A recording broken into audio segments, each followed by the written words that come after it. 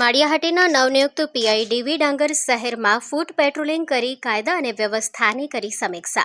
શહેરના મુખ્ય માર્ગો મહારાણા પ્રતાપ ચોક, રેલવે સ્ટેશન રોડ, શાક market, bus station, Sasan road સહિતના મુખ્ય માર્ગો પર હાથ ધરાયું પેટ્રોલિંગ.